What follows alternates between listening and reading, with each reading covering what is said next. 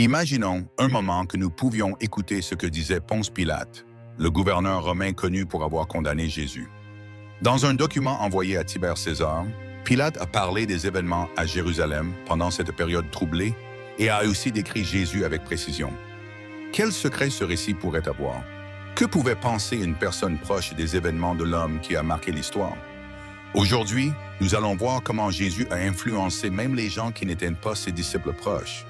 Beaucoup de gens se demandent pourquoi Pilate a donné beaucoup de détails sur l'apparence de Jésus.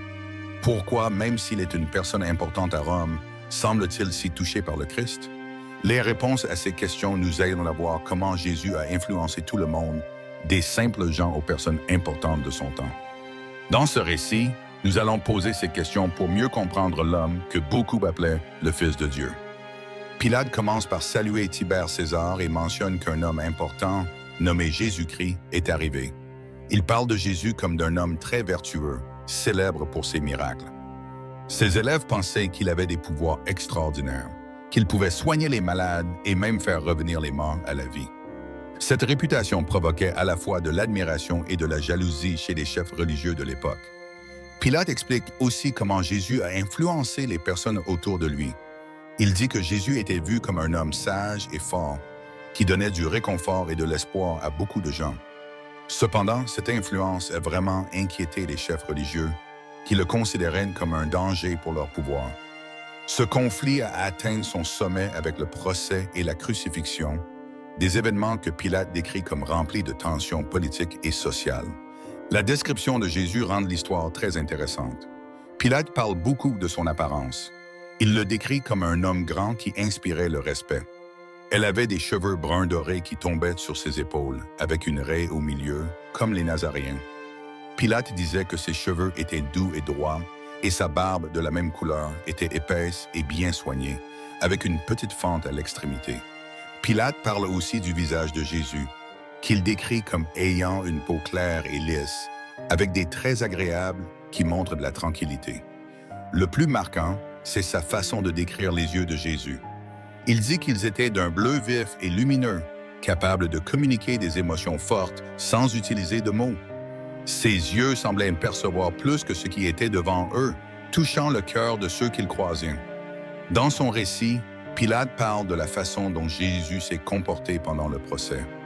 Il le décrit comme une personne tranquille, qui a répondu aux accusations avec respect et intelligence. Jésus a répondu à Pilate qui lui demandait qui il était et quelle était sa mission. « Mon royaume n'est pas ici sur terre. » Le gouverneur se souvient bien de cette réponse, qui montre que Jésus pensait avoir un but plus grand que les choses matérielles. Pourquoi Pilate a-t-il donné autant de détails sur l'apparence et la personnalité de Jésus? Peut-être qu'il essayait de prendre note de quelque chose qu'il ne comprenait même pas. Pourquoi un homme qui semblait si calme et respecté a-t-il été rejeté? Ces questions existent depuis longtemps et intéressent toujours les chercheurs et les experts sur la vie de Jésus. En parlant de la crucifixion, Pilate dit qu'il s'est passé des choses extraordinaires ce jour-là. Il parle de noirceur dans le ciel, de tremblements de terre et de rumeurs de cercueils qui s'ouvrent, avec des morts qui se promènent parmi les vivants. Ces événements ont beaucoup touché Pilate et l'ont fait se demander qui est vraiment Jésus. Après la crucifixion, Pilate parle de rumeurs sur la résurrection de Jésus. Il dit qu'il a entendu des histoires sur un tombeau vide et que des disciples et d'autres personnes avaient vu Jésus à Jérusalem. Pilate a trouvé ces histoires intéressantes. Il a donc envoyé des soldats pour enquêter, mais ils n'ont rien pu prouver. Le manque d'explications claires augmente son inconfort et son envie de comprendre. Pilate pense aussi à son travail de gouverneur en Judée et aux problèmes qu'il a dû affronter pour garder la paix à Jérusalem. Il avoue avoir cédé à la pression des chefs religieux et des gens quand il a condamné Jésus, mais il sait que cette décision l'a beaucoup affecté. Ce qu'il a choisi et ce qu'il a vu l'ont affecté pour toujours.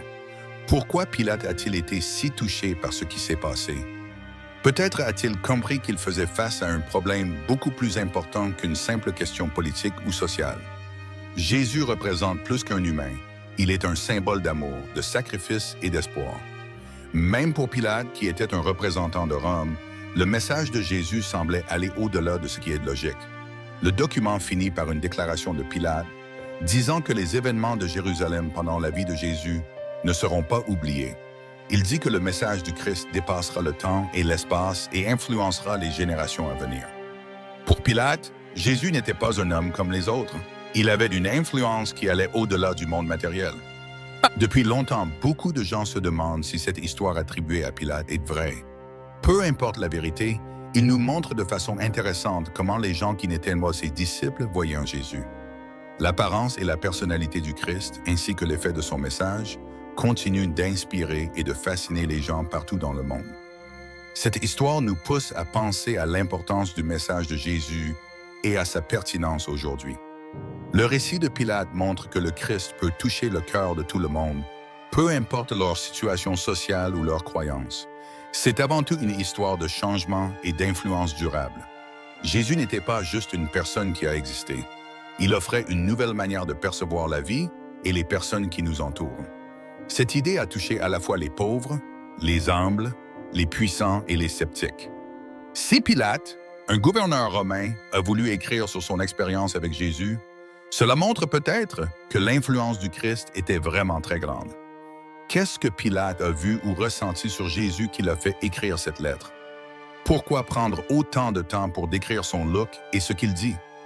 Ces questions nous aident à mieux comprendre comment Jésus a touché le cœur de ses ennemis et pourquoi son message est toujours important aujourd'hui. Avec la rumeur de la résurrection qui circulait vite, comment Pilate a-t-il géré la pression à Jérusalem?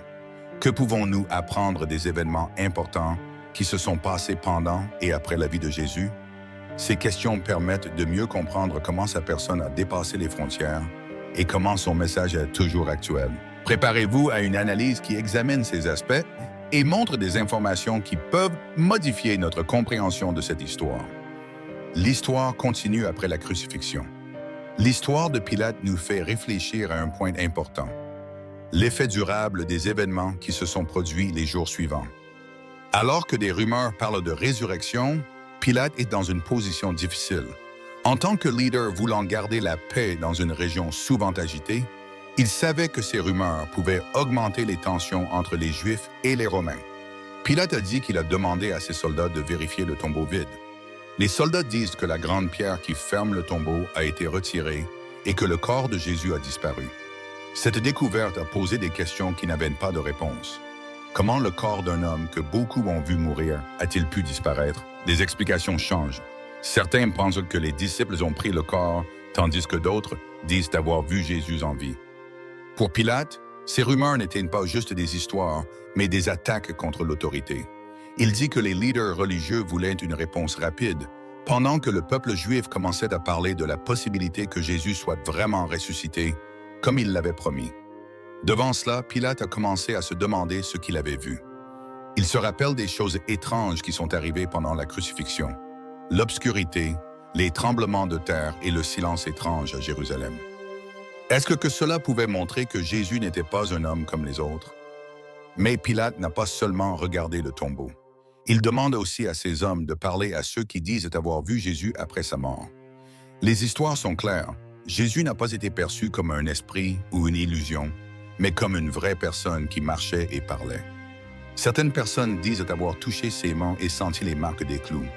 Ces témoignages, même s'ils sont forts, mettent Pilate face à un dilemme plus important. S'il admet que Jésus est revenu à la vie, cela pourrait provoquer une réaction forte parmi les Juifs. D'un autre côté, s'il refusait ces témoignages, on pouvait dire qu'il avait ignoré quelque chose que beaucoup trouvaient évident. C'est une frontière difficile à tracer entre ce qu'il faut faire en politique et son impression qu'il y a un problème plus important. Dans ce contexte, on peut se demander jusqu'à quel point Pilate croyait-il ce qu'il entendait. Même s'il ne l'a pas dit clairement, ses actions montrent qu'il était très touché par ce qu'il a vu. Il a continué à écrire des lettres à Tibère César pour parler des événements et demander des conseils. Dans une de ses lettres, il dit que peu importe ce que disent les chefs religieux, il ne pouvait pas ignorer les preuves et les témoignages de nombreuses personnes. En même temps, Pilate pense à sa décision de faire condamner Jésus à mort. Il dit que se laver les mains, qui semblait au début une façon de se sentir mieux, n'a pas eu l'effet désiré. Il se souvient bien de l'image de Jésus. Il était calme devant les gens, disait des choses importantes et faisait face à la mort sans peur. Pilate dit qu'il se sentait lourd, comme s'il savait qu'il faisait partie de quelque chose de plus important qu'il ne pouvait comprendre. Ces événements l'ont poussé à penser à ce qu'est le pouvoir et l'autorité. Pilate a compris que, même en étant gouverneur de Judée et soutenu par l'Empire romain, il ne pouvait pas tout maîtriser. Il y avait des puissances qu'il ne pouvait pas contrôler, et Jésus semblait symboliser ces puissances. Son message d'amour, de pardon et d'espoir critiquait les règles politiques et sociales de l'époque, mais il offrait aussi ce que beaucoup voulaient, un lien avec l'éternité. C'est pourquoi Pilate a commencé à penser à ce que ses actions pouvaient provoquer et à leur impact sur le futur. Il savait que l'histoire de Jésus continuerait même après sa mort. Les rumeurs sur sa résurrection, les histoires de ses disciples et le changement dans la vie de ses amis montraient que son message allait se propager. Enfin, Pilate pense à ce que cela veut dire pour lui et pour le monde. Il dit que même s'il a bien fait son travail de gouverneur, il ressent un changement dans son cœur. Il ne voyait plus le monde comme avant. Jésus, avec son attitude calme et ses paroles importantes, sera toujours avec lui dans sa vie. Il admet qu'il a vu un événement qui marquera les générations et changera l'histoire pour toujours. En réfléchissant à la crucifixion et aux histoires de résurrection, Ponce Pilate a compris qu'il faisait face à quelque chose de plus important que toutes les questions politiques ou religieuses qu'il avait connues. Il a bien compris que Jésus-Christ n'était pas juste un homme ordinaire.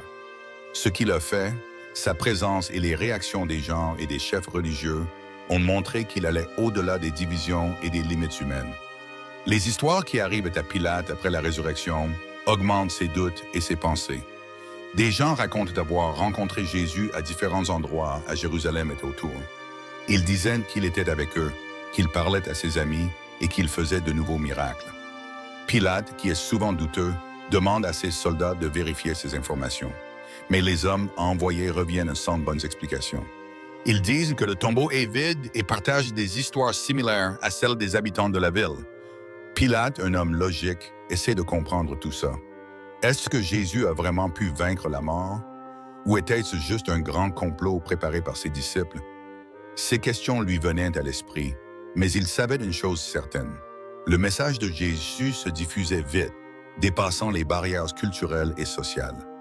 Des soldats romains parlent aussi de la paix et de la force intérieure qu'ils ressentent en écoutant les enseignements de Jésus. Pilate a aussi pensé à la calme façon dont Jésus a fait face à son procès et à sa mort. Il n'a jamais essayé de se défendre de façon agressive, même quand il était accusé de choses sérieuses. Au contraire, il a utilisé des mots calmes et significatifs qui paraissaient plus importants que tout ce que Pilate avait entendu auparavant. Les paroles de Jésus, « Mon royaume n'est pas de ce monde », tournent sans arrêt dans la tête du gouverneur romain.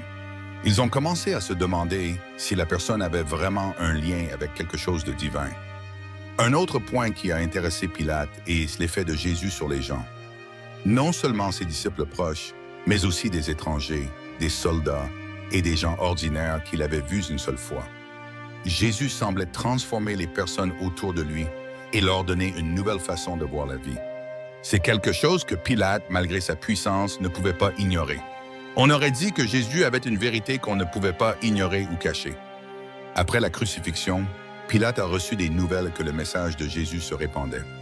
Des gens se rassemblent pour parler de ses mots et échanger ce qu'ils savent à son sujet. Les leaders religieux, qui croyaient avoir réglé le problème avec l'exécution, sont maintenant très inquiets. Ils poussent Pilate à agir contre ces groupes, mais le gouverneur est indécis. Il sait qu'essayer de stopper ce qui se passe maintenant pourrait engendrer une révolte encore plus importante. Pilate reçoit aussi des lettres d'autres parties de l'Empire romain. Des chefs locaux disaient que les histoires sur Jésus circulaient une veille et atteignaient même des endroits lointains. Cela prouvait bien que l'influence de Jésus ne restait pas seulement en Judée. Son message affectait les gens dans des endroits où ils n'étaient jamais allés. Pour Pilate, c'était une preuve qu'il faisait face à quelque chose qu'il ne pouvait pas comprendre. Malgré les pressions autour de lui, Pilate pense toujours à sa décision de condamner Jésus. Il savait qu'il avait agi à cause des chefs religieux et pour ne pas provoquer un soulèvement populaire. Au fond de lui, il savait que ce choix n'était pas le bon. Il se rappelle quand il s'est lavé les mains devant tout le monde en disant qu'il ne voulait pas être responsable de la mort d'une personne innocente. Ce geste est symbolique et important, mais il ne réduit pas sa culpabilité. Pilate commence à se poser des questions sur ce que les gens penseront de lui dans le futur. Il savait que son nom resterait toujours associé à la crucifixion de Jésus. Mais il se demandait aussi si les gens saisiraient pourquoi il était dans cette situation. C'était un homme qui voulait instaurer l'ordre dans une région chaotique, tout en gérant les défis de la direction pour l'Empire romain. Il savait que cela ne serait pas assez pour expliquer complètement ce qu'il avait fait. Avec le temps, Pilate a commencé à entendre des histoires sur la façon dont le message de Jésus changeait des vies. Les gens parlaient de miracles, de guérisons et d'actes de gentillesse qui leur donnaient de l'espoir et réveillaient leur foi. Ces histoires sont arrivées à la cour de Tibère César, où elles ont commencé à éveiller la curiosité et à provoquer des discussions. Certaines personnes voient Jésus comme un révolutionnaire, tandis que d'autres le voient comme un être divin. Pilate, qui avait déjà écrit à Tibère à propos de Jésus, savait que sa lettre n'était que le début de quelque chose de beaucoup plus important. Quand il réfléchit, Pilate se demande comment sa vie aurait été s'il avait fait des choix différents. Il se demande ce qui aurait eu lieu s'il avait laissé Jésus libre au lieu de le condamner. L'histoire aurait-elle été différente? Est-ce que le destin de Jésus était certain, peu importe ce qu'il faisait? Ces questions étaient toujours présentes, lui faisant penser qu'il avait vécu un événement plus grand que lui. Pilate a aussi commencé à penser à ce qu'il avait appris de Jésus.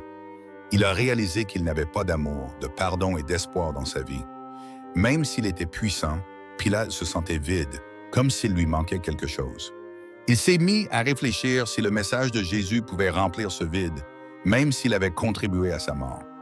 C'était une idée contradictoire, mais elle touchait beaucoup son cœur. Avec le temps, Pilate a compris que sa vie allait changer pour toujours. Il avait vu quelque chose d'incroyable, quelque chose qu'on ne pouvait pas expliquer normalement. La figure de Jésus, avec son calme, ses mots et sa présence, l'a toujours inspiré et touché. Même dans ses pires moments, Pilate s'est senti réconforté en se souvenant de Jésus et de ce qu'il symbolisait. Finalement, Pilate a compris que l'histoire de Jésus était plus importante que toutes les décisions qu'il avait prises.